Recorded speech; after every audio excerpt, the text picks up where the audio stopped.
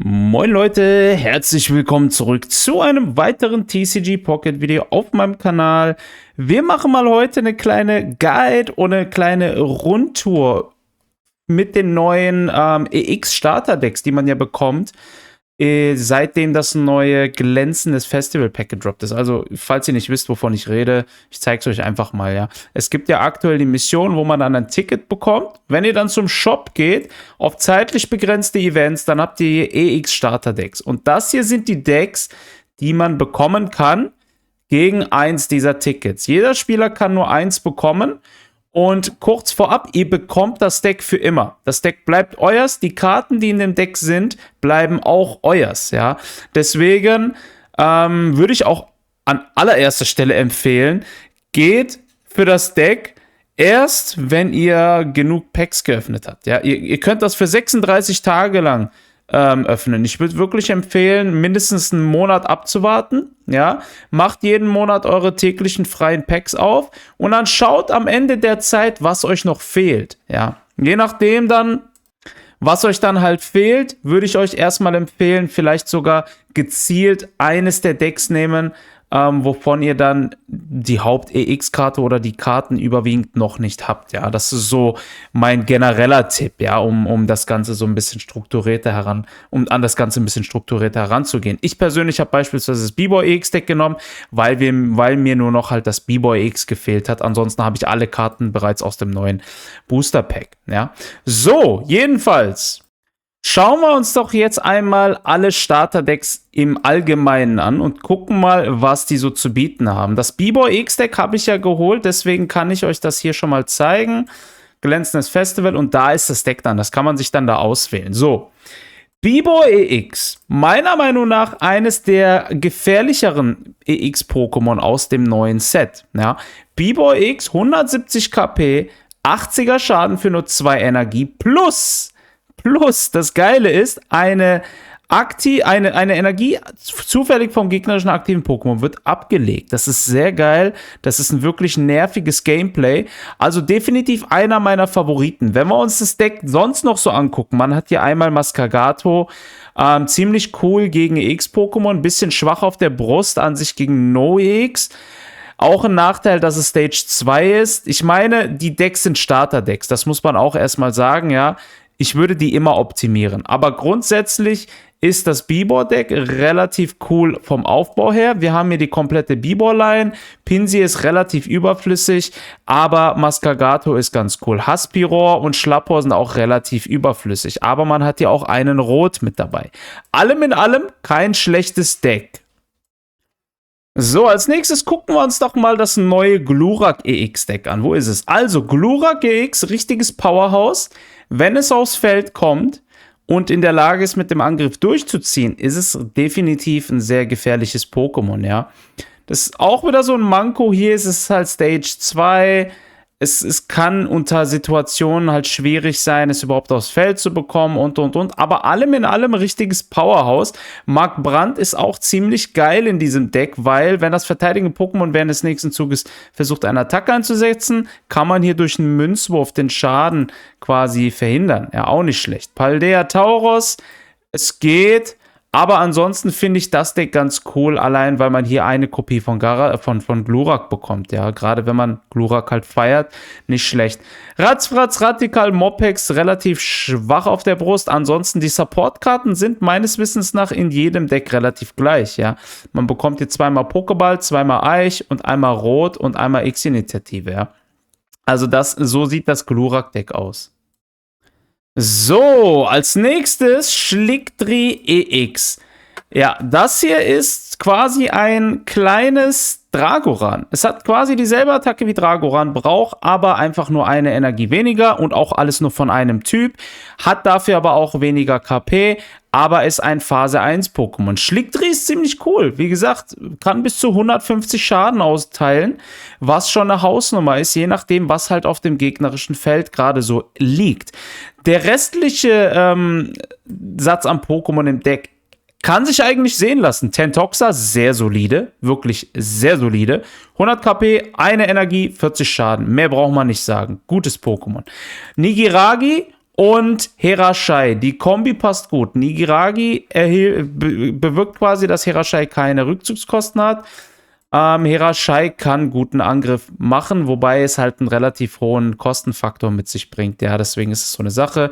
Bojelin, ganz okay auf jeden Fall, kann irgendein Pokémon des Gegners angreifen.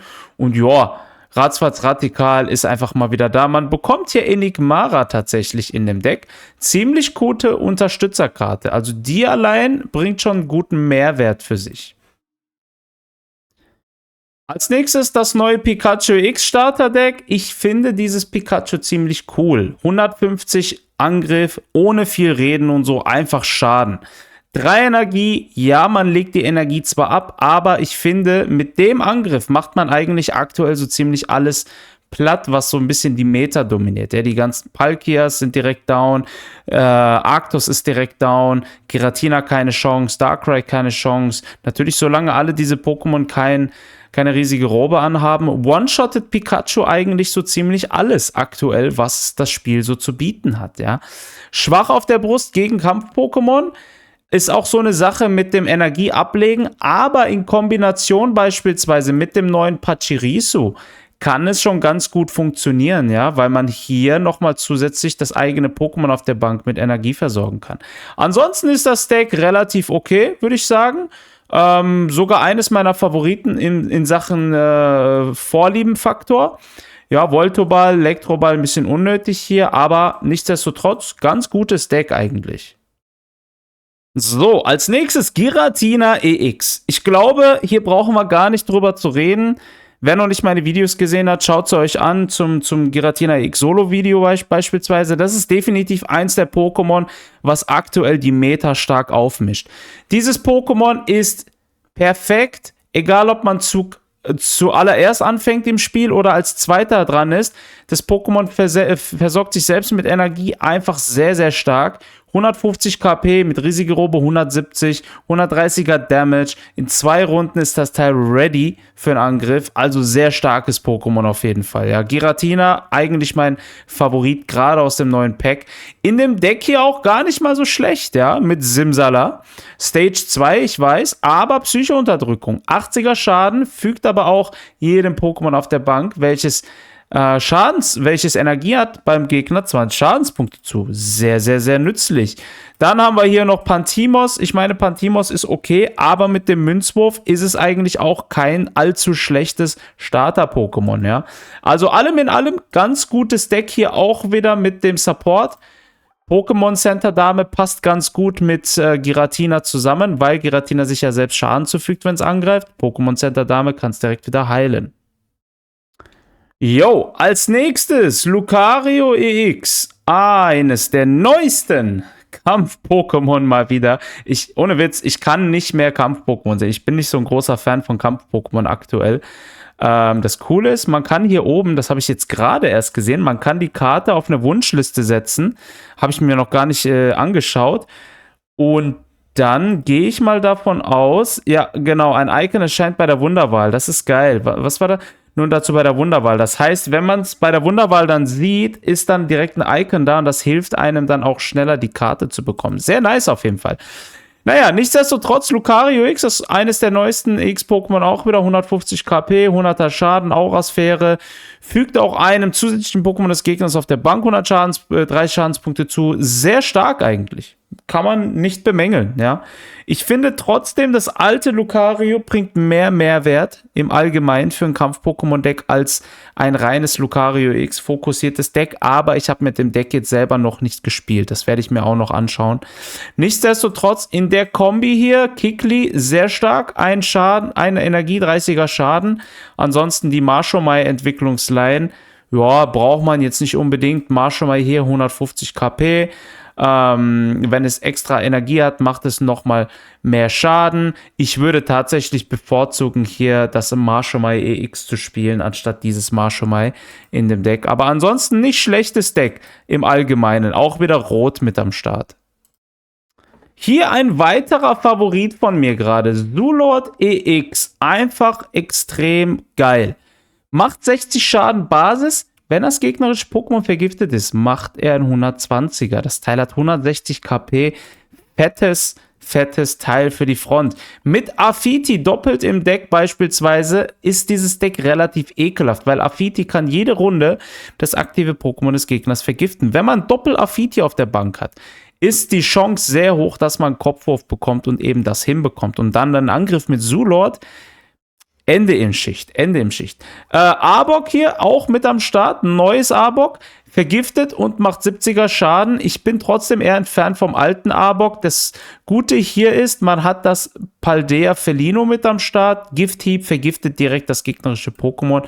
So ist man direkt ready für Setup mit dem Zulord. Ansonsten hier wieder Schlurp und Schlurpack und Team Rocket Rüpel. Team Rocket Rüpel ist natürlich auch sehr gut, dass man das hier kostenlos als Kopie bekommt, weil die Karte ist so ein direkter Konter gegen viele der beliebten Misty, Solo, Arctos und Palkia Decks und so weiter. Ja, man kann hier ganz gut die Energie vom Gegner wieder entziehen. Deswegen gar keine schlechte Wahl auch, wenn man sich so mal die Frage stellt, welches Deck soll man wählen.